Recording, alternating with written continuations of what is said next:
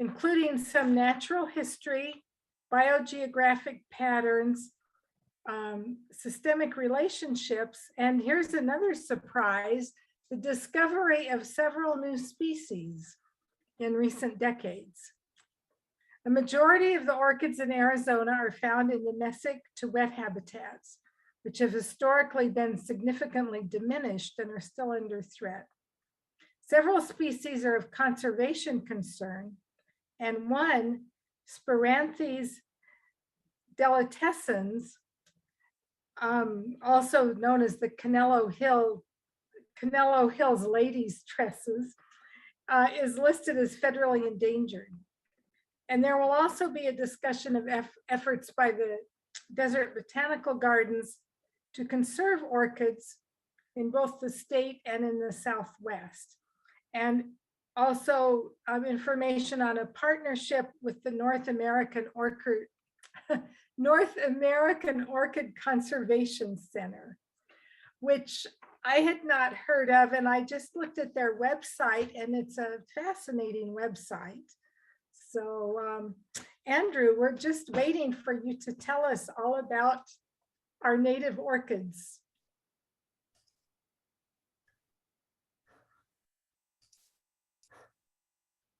Yep. Hang on.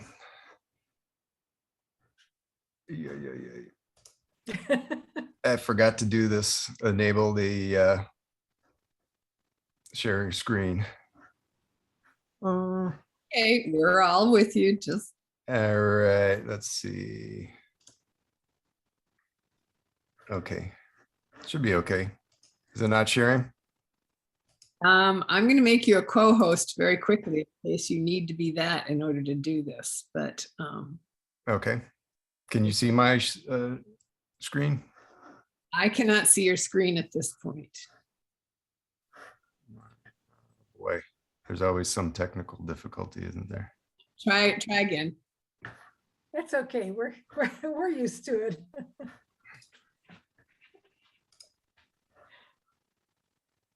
We're a casual group.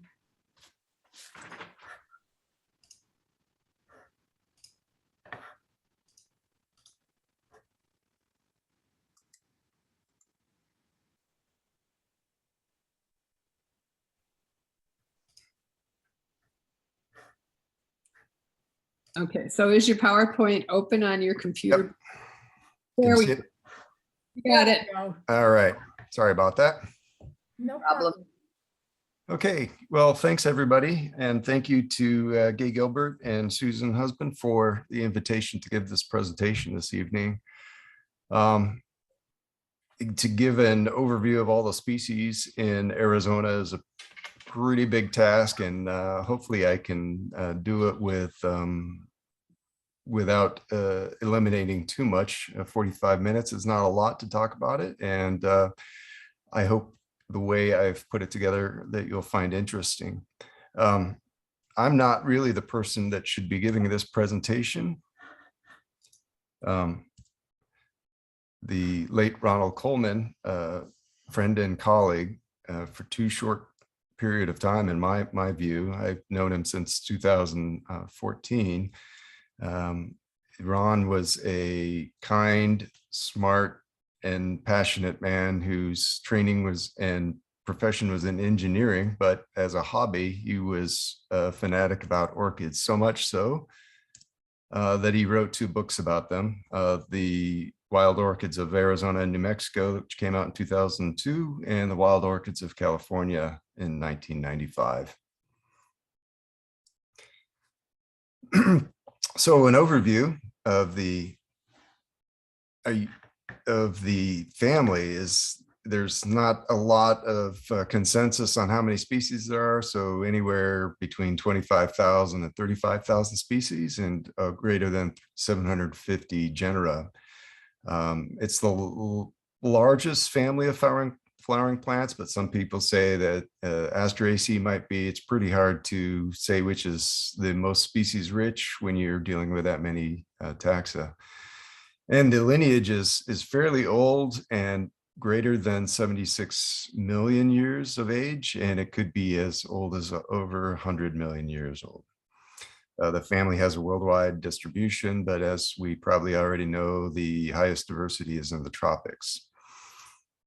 Interesting tidbit is that about 30% of the species have no floral reward for potential pollinators, and these deceptive species tend to have low visitation and fruit set. So it's offers evolutionary biologists a lot of questions to test.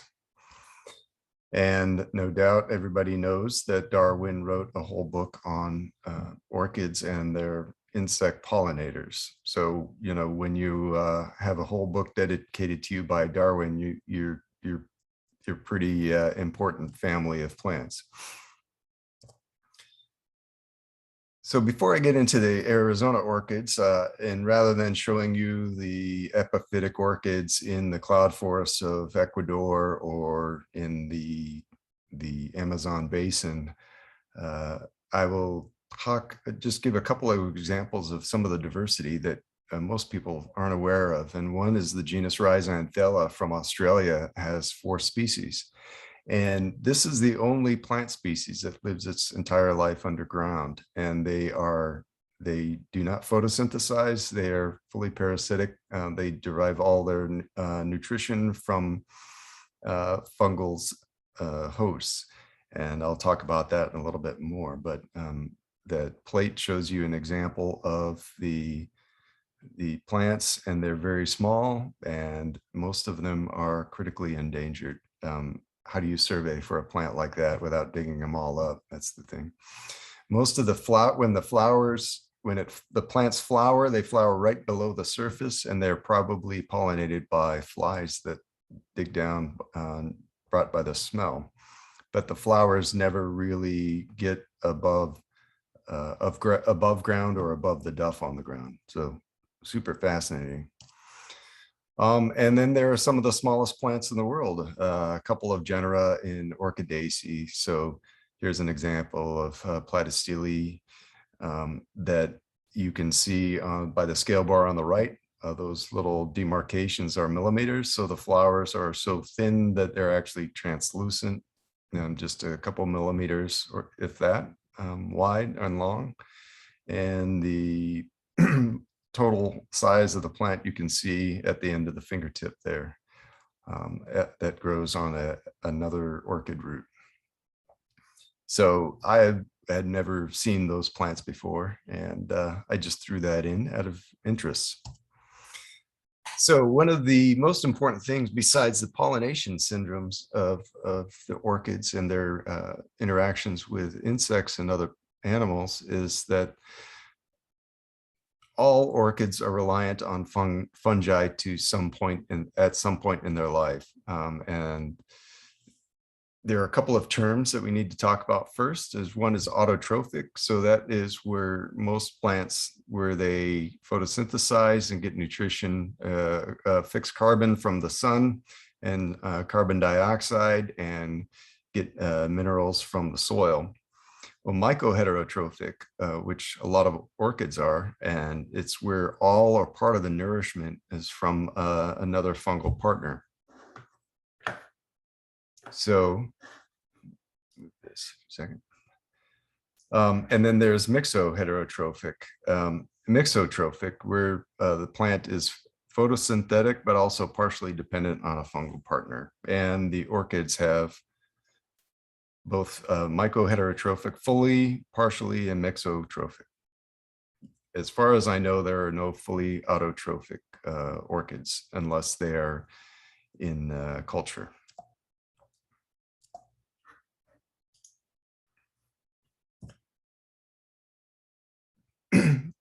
There are 5 types of mycorrhizal associations in plants, and the orchids have a special one that's called the orchid mycorrhizae, and it's seen in the bottom right-hand quadrant there.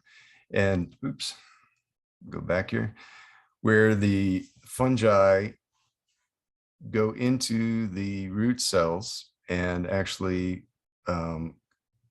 make a structure called a coiled hyphae called pelotons. And that's where the transfer of nutrients goes from the fungi to the plants. It's not known if some of the orchids provide any nutrients to the fungi. There's a lot of work of research that can be done on this. So orchid seeds, one of if most people know, the seeds are minute, and the left photo shows orchid seeds with just an embryo and no endosperm, and that's a characteristic of the seeds for the family. So that embryo is reliant on outside nutrition to get going. And the photo on the right shows orchid seeds in comparing to a grape seed. So the grape seed's about 1 millimeter or so. And those little, so the seed is very like dust-like. So to get started in life out in the wild, orchids need an association. The orchid seeds need an association with a fungal symbiont. And some of these symbiotic relationships are very tight, and others, some orchid species can use many different fungal symbionts. And one way you test that is you can see a plate with one inoculation from a fungal strain, and then each asterisk was a different species of orchid seed placed onto the quadrant there. And only one species, the one with the arrow, germinated and grew to the seedling stage. The rest failed to germinate with that fungal inoculum. This figure shows the orchid species on the left-hand column with the photos, and the fungal source on the right-hand column. And there are 3 orders of fungal symbionts, fungal symbionts on the right. And some orchids can use multiple species or lineages of even different orders of the fungi, where others, like the 2 on the top, Caladinia and Petrostylus, those can only use the fungi that are isolated from their own roots or from their species roots. And the solid lines are where they can complete their life cycle or grow to maturity using that fungus. And the dotted lines are where the seeds might germinate, but they will abort at some point. And so that's not a true symbiotic relationship. I hope everyone's familiar with SciNet. So within SciNet, if you want to check out the species of orchids in the state, you can go to Arizona Flora, and then you can see the search option on the right side of the screen there, and type in Orchidaceae, and it will bring up the list that I've put together. There are 27 species and 13 genera within the state, and 28 taxa. For the purposes of this talk, I'm not going to talk about the varieties of orchids. That just keeps it simple.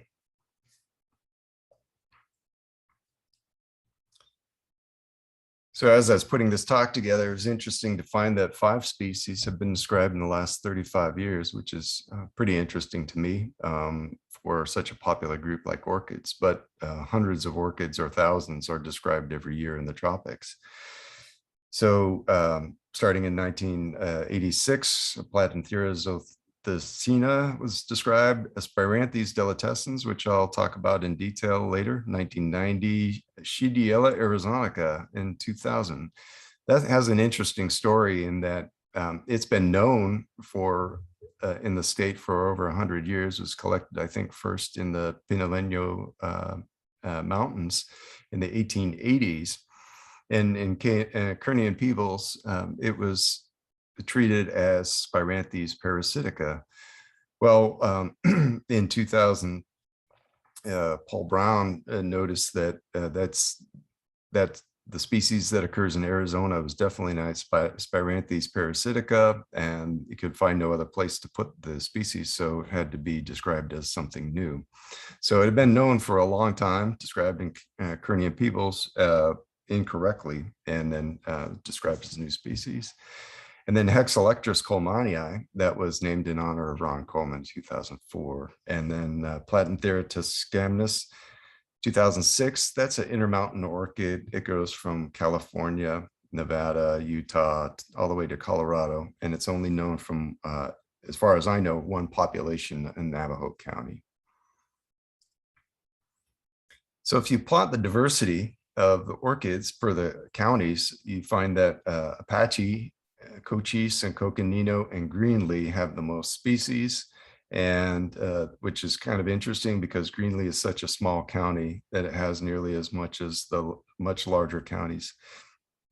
Now, you look at the counties like La Paz, Maricopa, Mojave, and Pinal, they only have one species of orchid, that would be Epipactis gigantea, which occurs at lower elevations. And poor Yuma has no, its Epipactis has not been found so far in Yuma County, but it should be looked for at Seep Springs and along streams, even along the Colorado River. If you plot the number of orchids, the number of species per the elevation in the state, you see that Epipactis gigantea dominates the low elevations, but the real diversity is between 7,000 and 10,000 feet. So that's up in the mountains. And at 10,000 feet, there's barely any habitat. So that explains why the diversity sharply drops off. So most of the diversity is 5,000 to say 10,000, with the highest diversity at 7,000 feet. I know this slide is a little confusing here, but I've plotted the species on the left, the column, and the second from the left is the elevation at which species occurs. And the ones in the red, which I've circled or put marks next to, are the rarer orchids for the state. One thing to notice, like the ones I've circled, is that they have a very narrow elevational range, and that's they're very specific to their habitat, which explains their rarity. At the top of the list with the star, Cypripedium parviflorum, although it has a big range of elevations, and I've never seen that in the wild, but talking to Ron Coleman, he was saying that some of the populations have been extirpated, and probably by collectors who go up and dig them up and think that they can either take them to their garden or sell them. So that species really should be monitored, because it, as I'll show a picture of Cypripedium later, it's a beautiful orchid. And please, if you see orchids, do not pick them up and try to grow them in your yard, because a lot of them are rare. And at the bottom of the screen, on the left-hand side, Spiranthes delicescens, I put a little E next to it. It is endangered, and that has a very narrow range, and that's one of the lower elevation orchids in the state. Again, the same list of the orchids for the state is on the left, and the ones in blue are the ones that are found in mesic to wet habitats, and 57% of the orchids in Arizona are found in wet to mesic habitats. So that's important for conservation purposes, because with groundwater decline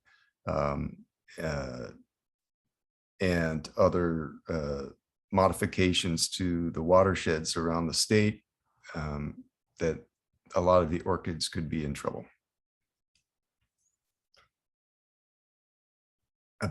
There are about 200 chlorophyllus orchids in the world, and Arizona has 7 of those species. So 26% of those species in Arizona do not have chlorophyll, and they are fully mycoheterotrophic. That is, they're fully reliant on the mycorrhizae fungus for their nutrition. And interestingly too, because they do not photosynthesize, they're also leafless. So we have 3 species of Corallarhiza that and Hexalectris that are the achlorophyllus species. So I'll start with the achlorophyllus species. So we have Corallarhiza maculata, and I'll try not to talk too much to some of these slides, because I just think if you concentrate on the beauty of some of these orchids that are Some of them are rarely seen. Some like Corella rhiza maculata are fairly common, but I've never seen many of them before until I really started looking for them. Sometimes you find them growing in clumps like this, and that's because they are rhizomatous. So they're probably one or two individuals giving rise to multiple stems.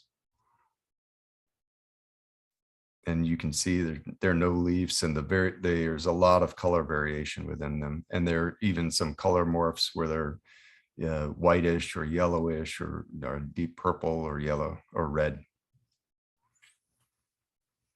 So one of Tucson's own, James Verrier, wrote a paper in Desert Plants that you can all look up online, and it talks about the habitat preferences of these 3 orchids, Corella rhiza, that occur in Arizona. And he did his work up on top of Mount Lemmon, and I'll refer to some of his findings. So for Corella rhiza maculata, he looked at the preferences for the trees with which they grow with it, associated with. Now, a lot of the trees are associated with different fungi. So it could be that the fungi of the different trees are different species depending on the tree. This would be interesting to test. So, or it just could be chemistry of the soil. I don't know if that's known just right now. But Corella rhiza maculata is usually associated with Pinus stribiformis and Abies concolor. And Corella rhiza striata, as you can see the little colony on the bottom left-hand picture, there's a maple leaves on the ground there, is associated with Abies concolor and Acer grandidentatum, the maple. And Corella rhiza wisteriana here. You can see the plant on the left. And that's a coralloid rhizome that you can see there on the right-hand side of the screen that I pulled up. And you can see at the base there's branching in the rhizome. So that was probably going to another plant or another stem from the same rhizome. And Corella rhiza wisteriana is associated with Abies concolor and Pseudotsuga menziesii most often. So that was a great study. And James did another published another paper in the same issue, where he studied the population of Corella rhiza striata and the precipitation. He tracked it through 9 years. And what he found is that the number of stems closely, for the most part, tracked the precipitation. And during drought periods, the number of stems dropped significantly and then bounced back once precipitation returned to normal. So there's a really tight correlation between water, moisture, and these orchids. Here's another example of a non-photosynthetic orchid, Hexalectris arizonica. You can see that the pink stem on the left, it just looks like an alien being if you didn't know what it was, just a stick with flowers. Hexalectris arizonica, sometimes the flowers don't open and they potentially could self-pollinate.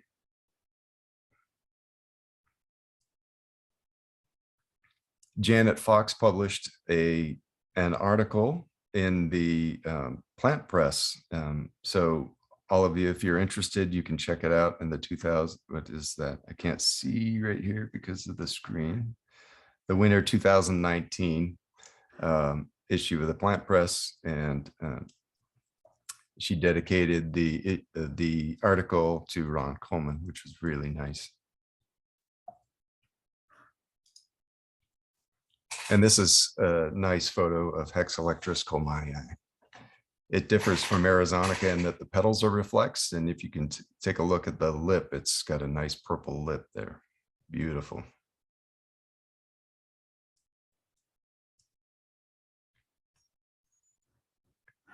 I'm going to keep plugging the plant press here. The winter 2016, Eric Wallace and Teague Emery tried to find out what was pollinating Hexalectris colmanii, and they spent a lot of time to try to figure out what was doing it. And they, as far as I understand, didn't find anything that was pollinating it during their study.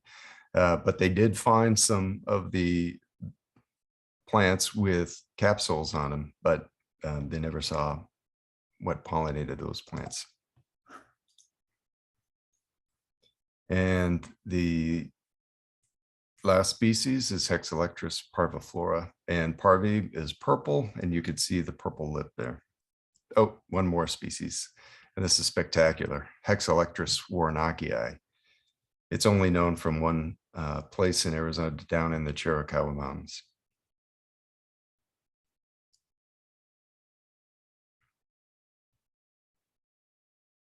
I can see why people just get hooked on photographing orchids. Now going to the orchids that photosynthesize, there's Calypso bulbosa. And what's interesting here is if you look at the photo in the left, this orchid only has one leaf at maturity. That's it, just one leaf, and it sends up that beautiful inflorescence. And there's only one flower per plant. Nice shot on it, just gorgeous.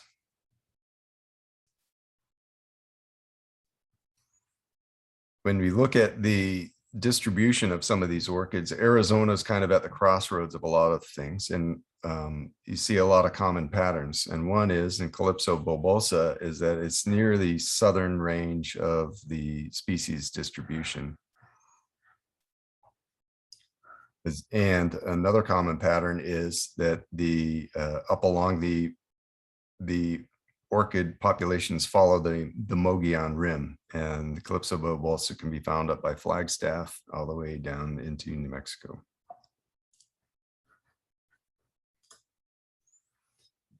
Cypripedium parviflorum is one of the largest orchids in the state, and it's a pretty widespread distribution. The left shows the habitat, and oh, I should go back to the Calypso and note that we have two orchids, oops, that have this inflated or slipper-like lip, and Calypso bulbosa is one of those where that lower lip is inflated, and Cypripedium parviflorum is super inflated.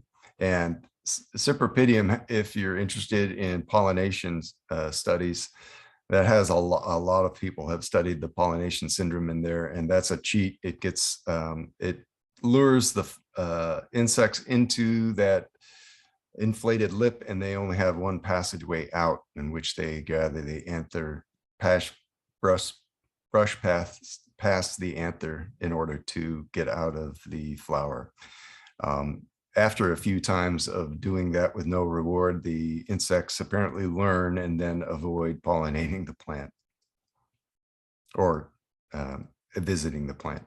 And again, a similar kind of distribution for Cypripedium parviflorum in the state. It's found along the Mogollon rim, and it's the southwestern most distribution for that. So we have those two species are their southern distribution is in the state. In contrast, Dichromanthus meschioiconus is found in the southern part of the state, and it's found in oak, juniper, woodland. And this is the latest blooming orchid in the state. It blooms from September to October.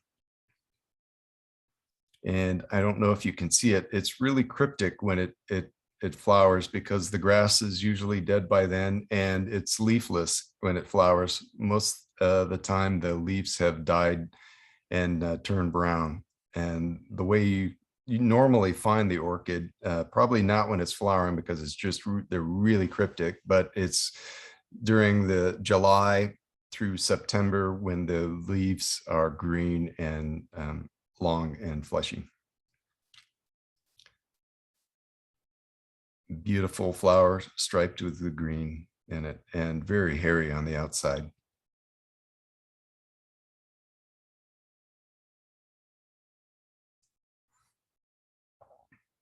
when I was visiting a population down by the Huachuca Mountains, I noticed I found around eight separate populations or small populations like these. And there were 4 of them that had katydids on them, and the katydids were eating the flowers, but not only the petals, but they were also eating parts of the ovary. So insect herbivory could potentially reduce the seed set in several of orchids that I've heard of. And here's an example of this dichromanthus, even though very rare, but those katydids found it and we're making a meal out of it.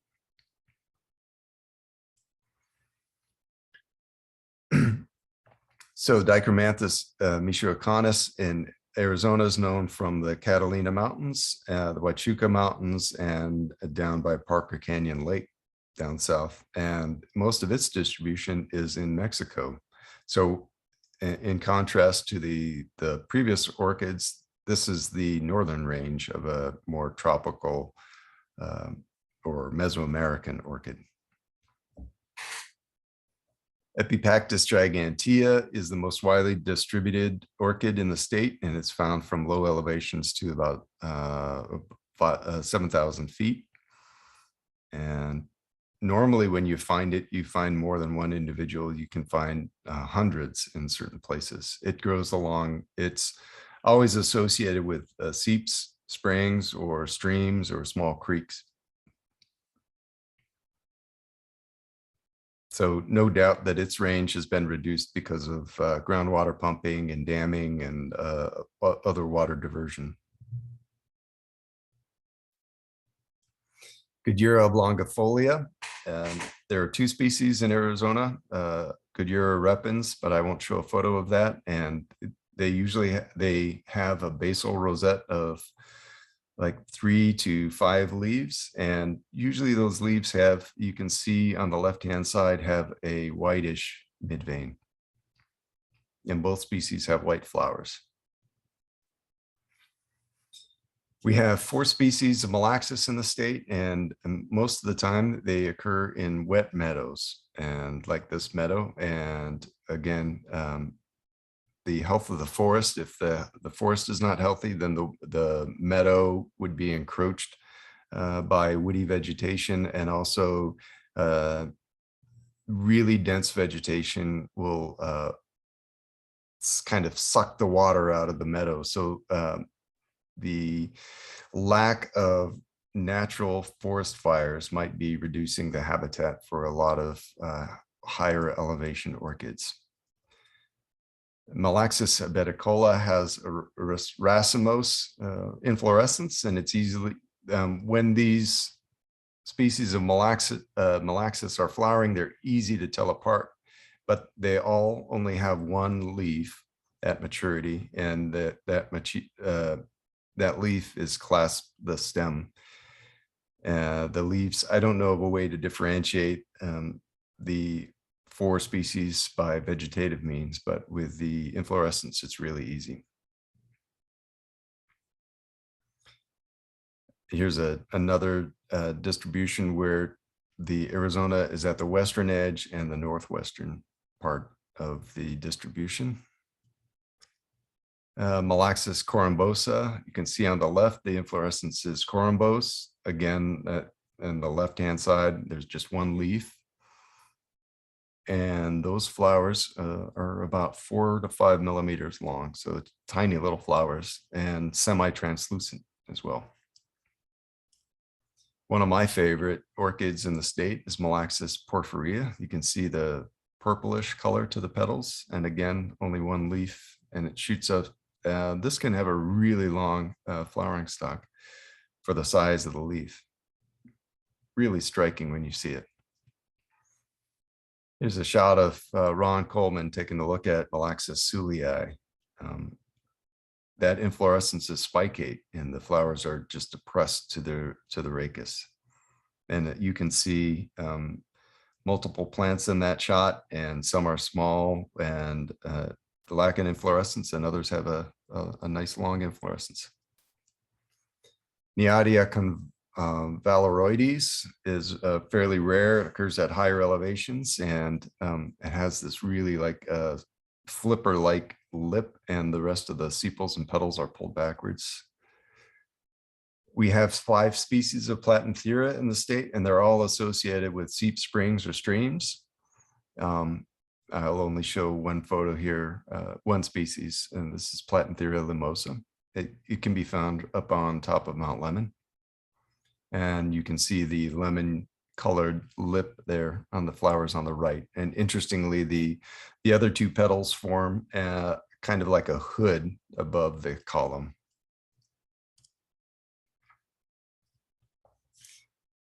A strange species is Shediella arizonica. On the left, you can see the plant in flower and the bulbous rhizome on the at the bottom there. And interestingly, that just grows right at the interface of the soil and the pine duff. And this plant doesn't flower,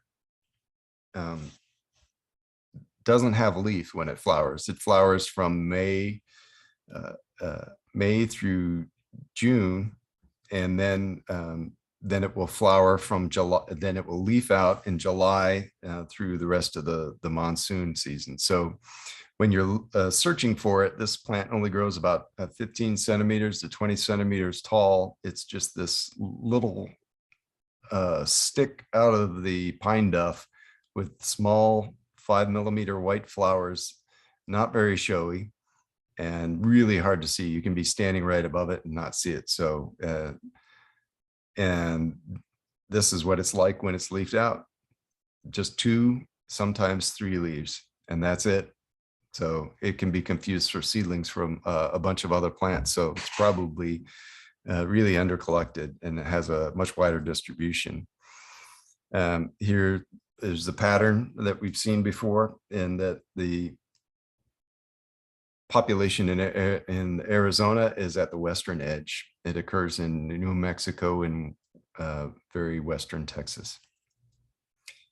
It should be looked for in both northern Sonora and Chihuahua because the habitat's really similar to what occurs in Arizona. And we have 2 species of Spiranthes in Arizona, Spiranthes romanzophiana, and the one I'll talk about is Spiranthes delatescens, and that's in the blue circles just below Tucson on the map. And here's another pattern where Spiranthes romanzophiana is at its southern distribution, and Spiranthes delatescens is endemic to the state of Arizona, and it's only known from 5 localities and all cienega or wetland habitat. So here's a photo of Spiranthes delatescens on the left. Beautiful flowers. It grows. It's really cryptic when it's not flowering. As you can see on the right, that's my colleague Steve Blackwell from Desert Botanical Garden, right next to the flowering of one flowering plant. And without flower, it's nearly impossible to find. That's my finger there on the right-hand side of the screen, right next to a stem going straight up.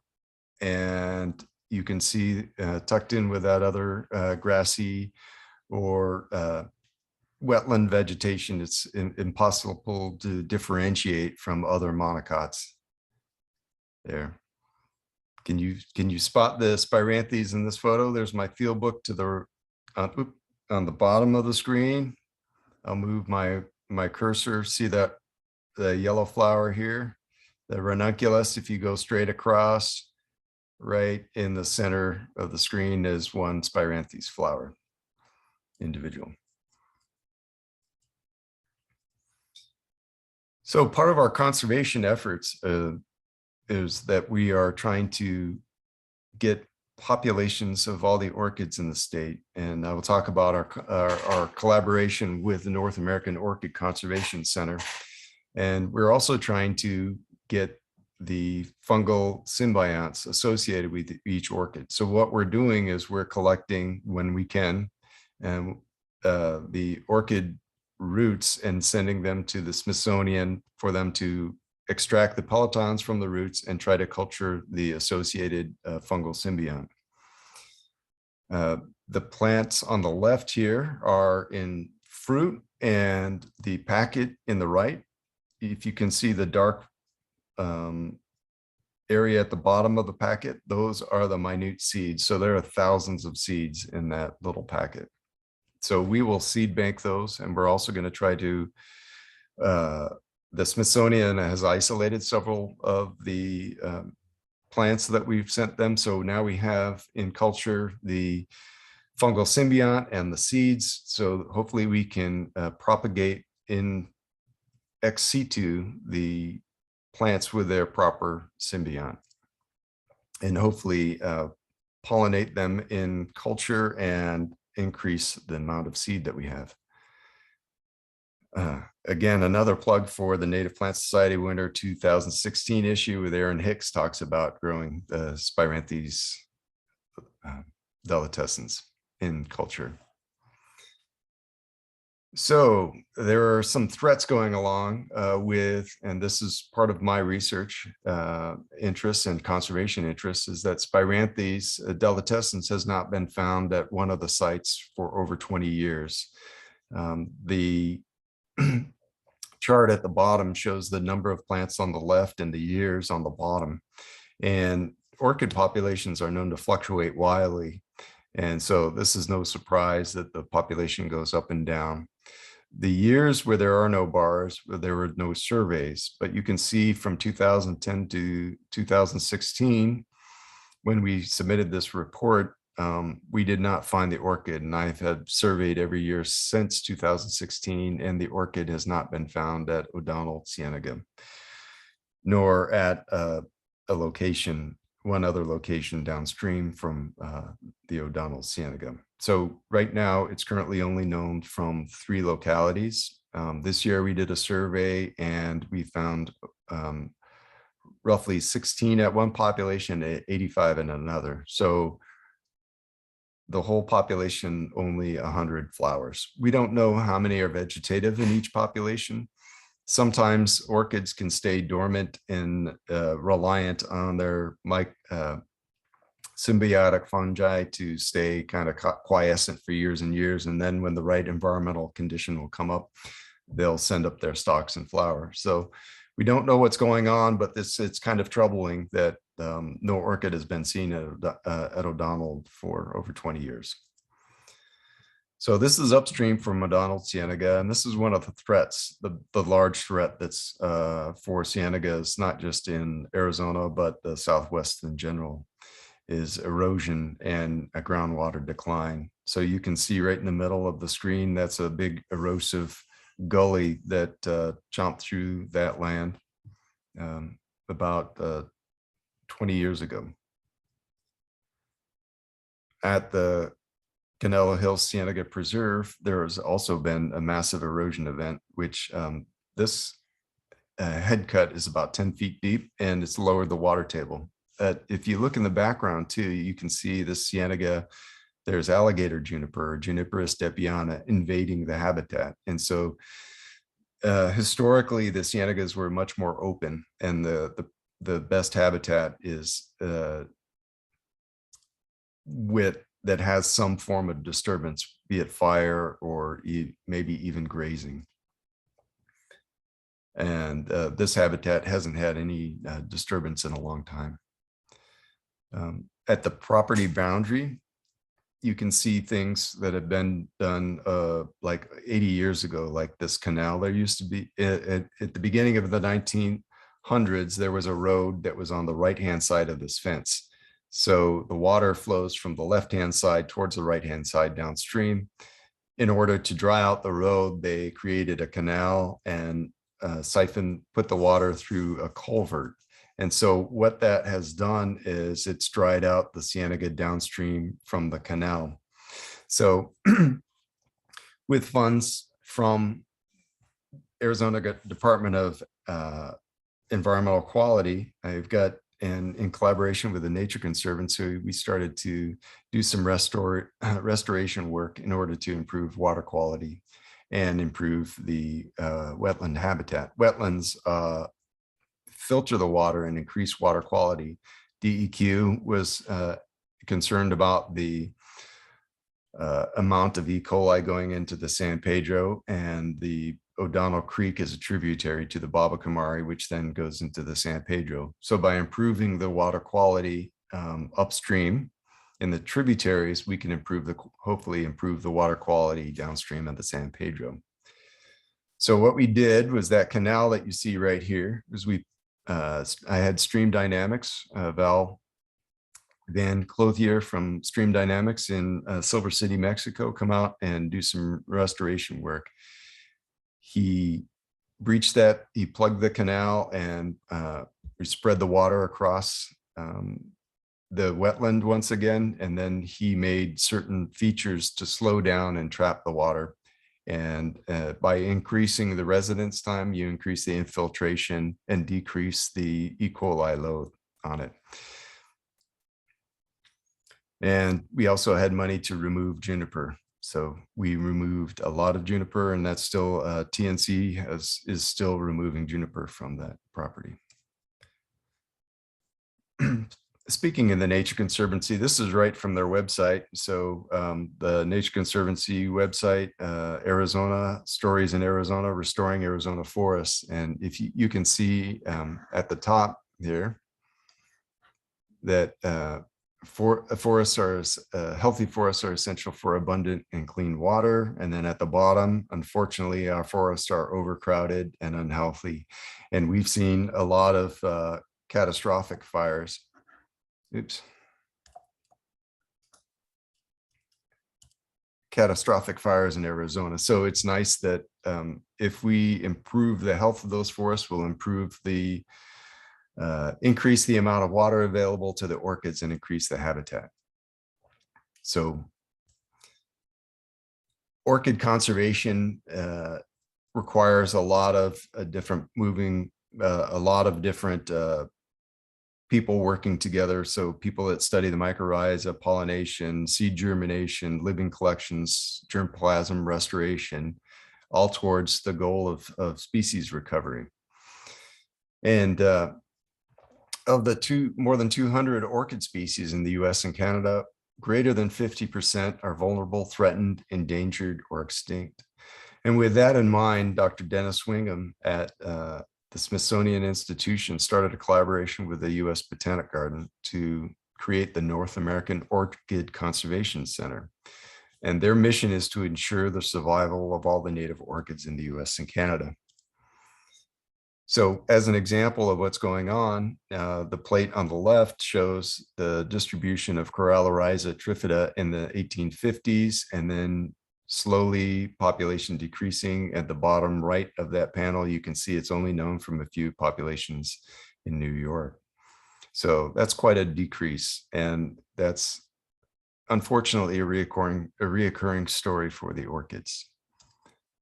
So the goals of the NAOC is to have fungal banks to conserve the genetic diversity of fungi that interact with the orchids, and not only just to conserve it, but to study and understand that diversity. Create seed banks to conserve the genetic diversity of the orchids and to propagate them too. So establish sustainable populations, both in botanic gardens and then to reintroduce them as well.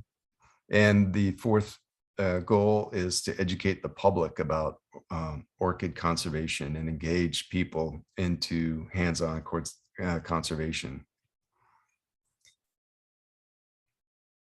And here's a broken record about the winter 2016 version of the Plant Press, but Dennis wrote an article outlining the story of NAOC in that issue as well too. So if you care, download it and give it a read. So NAOC is a collaboration with a lot of partners, and Desert Botanical Garden is a partner of the Southwest, along with Borderlands Restoration down in Patagonia. So we've been working in Arizona, and this year we went up to Nevada, and hopefully we'll be working in New Mexico as well. So I've told you about some of the orchids that we've collected. We've collected seeds from quite a few and fungi from a bunch too, but we still have a lot of work to do. Unfortunately, I don't have those numbers for you or any slides to show you of what we've done so far. but I can tell you we're making great progress, and we could always use people. I could always use information from anybody out there that has an orchid population that they know about and could share with me, that I could potentially visit and collect from. So if you haven't, please check out the North American Orchid Conservation website. It's got some great videos and great resources on there. And there's a really great website that you can find attached to that. The NAOC website is called Go Orchids, and that has a lot. If you look on the bottom, you could find orchids by location. You could put in your state and hit the search button, the orchid by name, or you can use a simple key to key out orchids. And they have lots of good photos and information about each orchid. So I think my time is close to being up, and I just want to thank Ron and Jan, a lot of people, Ron and Jan Coleman, the late Ron Coleman, Erie Payak, Elliot Hendricks, Frank Rose, Wendy Hodgson, Steve Blackwell, private landholders, Jim Cowick, Dennis Wingham, and DBG, Nature Conservancy, and Arizona Department of Environmental Quality. So thank you, and I'll be happy to take any questions. Hopefully I didn't go over time. Thank you, Andrew. That was just fascinating. And yeah, I feel like for my own knowledge, we've just scratched the surface. So it's really amazing. We do have a couple questions. Let's see here. And one that I've thought about before too, it's so the orchid plants that we buy in the grocery stores, those have a fungal component with them as well? They probably don't. So you can, some species, at least the ones that you can easily find in the horticultural trade, they're started on nutrient media. So that they don't have the fungal component to them. You can germinate some and get seeds to develop on nutrient medium. And then once it's fully autotrophic, once it develops photosynthetic tissues, then it can become autotrophic. Oh, okay. So, but yeah, so each orchid is different on their reliance on the fungal symbiont. So some need them their entire life, like the achlorophyllus ones, and others, even though they're photosynthetic, different stages of their life cycle, depending on the stress, they may or may not need the symbiont. Okay. And then Doug Ripley put in a message. Wonderful talk, Andrew. Thank you. Perhaps you could say a little more about Hexalectris parviflora. The first collection of this species in the United States was discovered by Janet Fox in the Dragoon Mountains. Then he goes on to say, and collected by Reuben Gay, Douglas Ranger District biologist. Yeah, that I wish I could tell you more about that. Janet is the expert on that. A lot of those Hexalectris are so rare that I've only seen Warnockii. So again, unfortunately, I'm not the expert on a lot of these orchids. I'm doing it because there's a need, and we have this collaboration going, and I'm already interested in conserving wetlands in Arizona. Yeah. Thank you so much. Well, we might have to have some more orchid programs. Then someone has put in the link in the chat for back issues of the Plant Press, which are on the Native Plant website. Let's see. Yeah, I think it speaks to the quality of the Plant Press that I cited it so many times. It's really a great resource. It is. Oh, and then here it says, do you know the story about a rare hexalectris was an obstacle to the Rosemont mine? So the mine managers hired botanists to look for more plants around the state. They found more populations and reduced the rarity status of the orchid. Right. Yeah, they put a lot of effort into those surveys, and it's great Yeah. that they found additional populations. But those hexalectris they're just not common. It's such a, I love the name.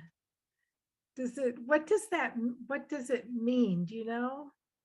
Well, I think it's referring to the Excellent. lamellae on the Right? lip, and unfortunately, I think that is a misnomer, because instead of having 6 lamellae, I forgot it has 5 or 7. So Uh-huh. yeah, It just sounds good. It sounds like a name of a superhero, yeah, a woman superhero.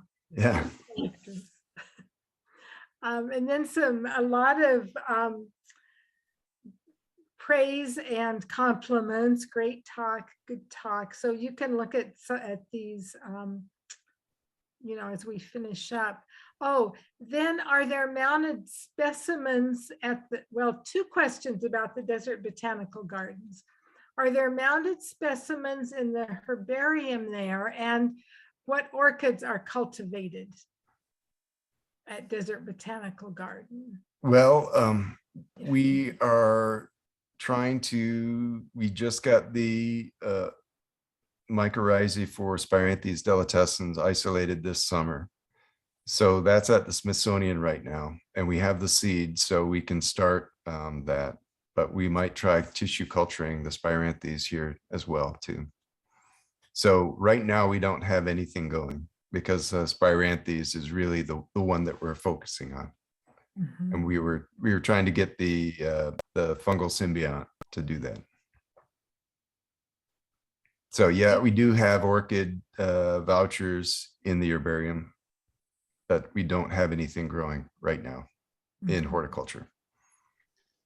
Susan, you skipped my message.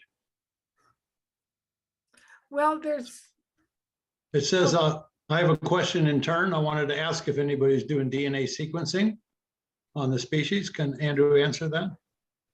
Yeah, there have been a lot of studies for the DNA, and I can't tell you the number, which species have or have not, but I think a lot of them have. So I know Corallarhiza, Hexalectris, a lot of the Spiranthes have. I don't think Shediella has been done, but Dichromanthus has. Yeah, there are a lot of species to go through, but Okay, I think a thank lot you. of them have been sequenced. oh yeah, I apologize that I. No problem, Susan. that. Understandable. But there's another question here too about genetic diversity. It's troubling that these populations are often so small and likely have little genetic diversity. Has anyone looked at genetic variation in some of these species?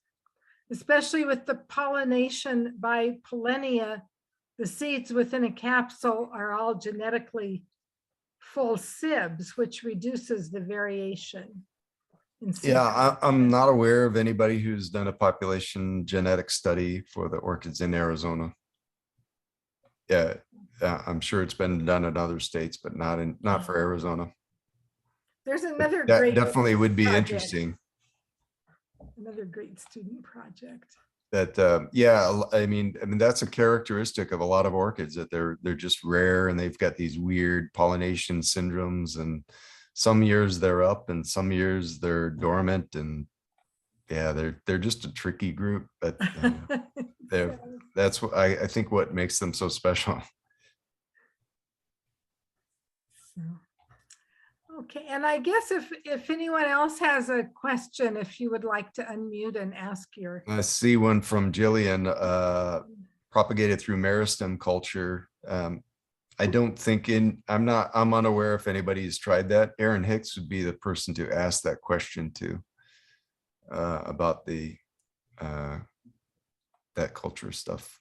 I don't do any of that propagation. So Oh, you're right. Has this been tried with any orchids? It seems like, given the way that the populations can vary in size so dramatically between different years, that orchids have evolved on a timeline that doesn't fit very well with our attempts to conserve it. It's very frustrating, I'm sure.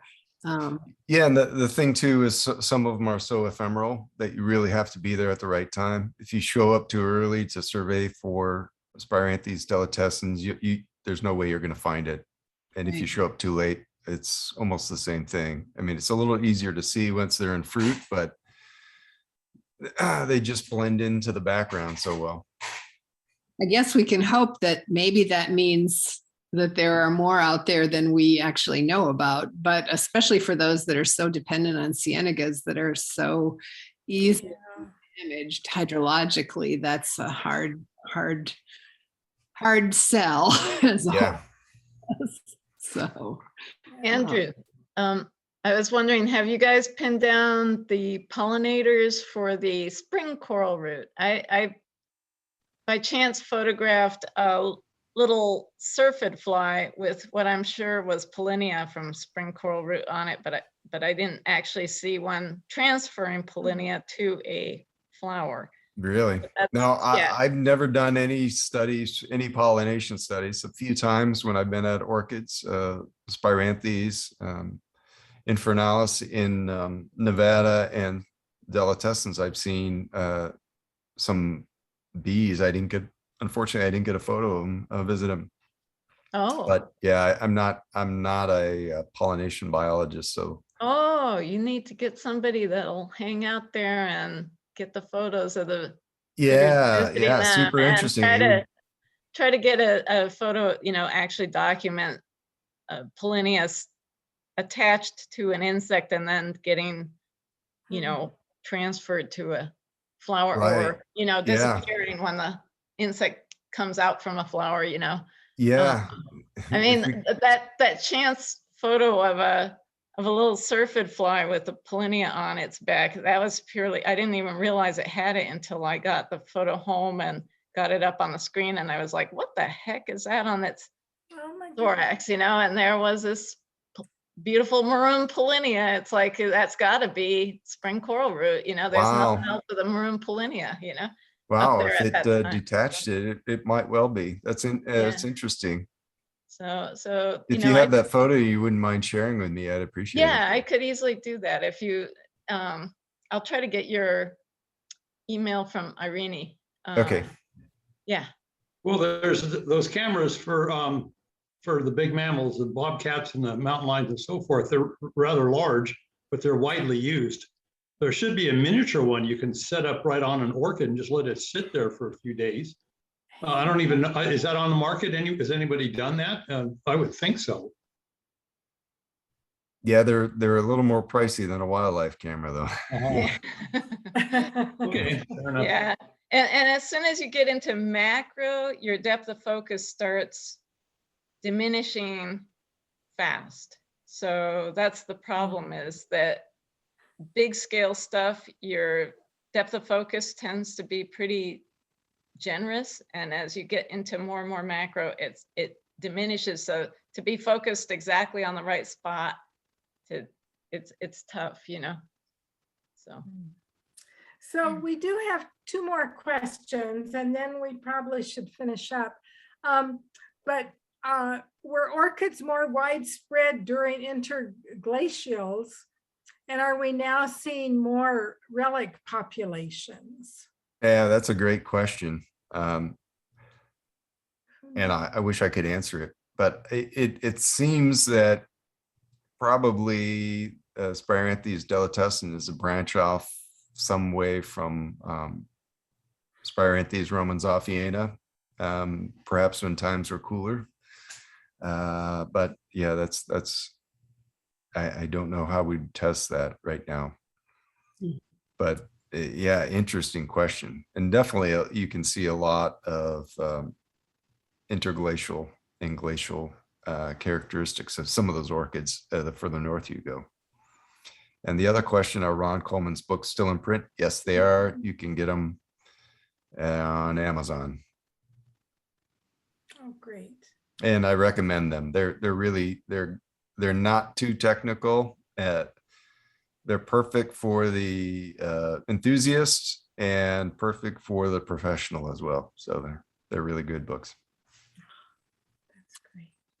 Great. Well, thank you so much. And I'm sure you were going to say the same thing. Sorry, Susie. No, that's okay. I think we're all thinking thank you and grateful to that you've shared your knowledge with us and your photographs, beautiful photographs. Yeah, I relied on a lot of other people for those. That's okay. Yeah. It's especially nice to sort of put it in a larger context and talk a little bit about the family as well as the local or the areas that we have. So it was a great survey. Thank you so much. Yeah, thank you. I appreciate it. And thank you to all of our audience for joining us. And we'll have another great talk next month. So please watch for the e-blast. Check our webpage if you don't get the e-blast for our updates. And we'll see you next month. Okay? Thank you. Okay. All right. Bye, everybody.